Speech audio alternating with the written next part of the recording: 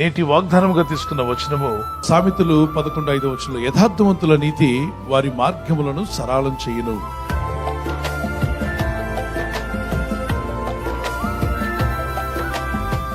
మార్గాలు సరళమవ్వాలి.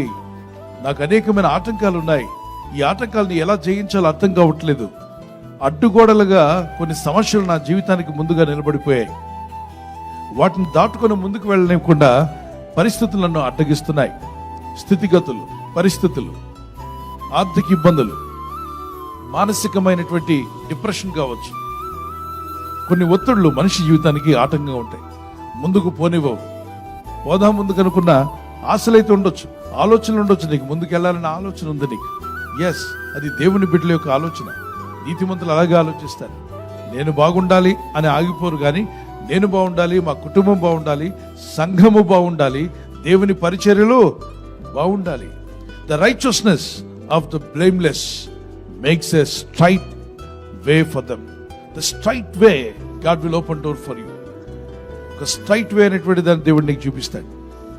దానికి కారణం నీతిమంతులు అంటున్నాడు. ఆ నీతిని మనం ఎక్కడి నుండి పొందగలం?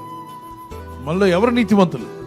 యేసుక్రీస్తు ప్రభువే నీతిమంతుడు, పరిపూర్ణమైన నీతిమంతుడు. ఆ పరిపూర్ణమైన నీతిమంతుడు మనం నమ్మి ప్రార్థించి ఆశ్రయించినప్పుడు ఆయన చిందించిన పరిశుద్ధ రక్తంలో నీ ఆత్మ, శరీరం, మనసు కడగబడుతుంది. అందుకే యేసునందు విశ్వాసం ఉంచమంటారు. ఎందుకంటే యేసునందు విశ్వాసం ఉంచి ఎందుకు ప్రార్థన చేయాలి? ఆయన పరిశుద్ధుడు, పవిత్రుడు, నీతిమంతుడు. నిన్ను నీతిమంతుడుగా మార్చేవాడు, నిన్ను పరిశుద్ధపరిచేవాడు. ఆ యేసుక్రీస్తునందు విశ్వాసం ఉంచడం వల్ల అది నీతిగా ఎంచబడుతుంది. నీతిమంతులుగా దేవుడే మారుస్తాడంట మనల్ని. నీతి అనేది మనం ధరించుకున్నప్పుడు మనకు మార్గాలు సరళం అవుతాయి. నేను నీకు ముందుగా పోవచ్చు, మెట్టగా ఉన్న స్థలములను సరళం చేసేది.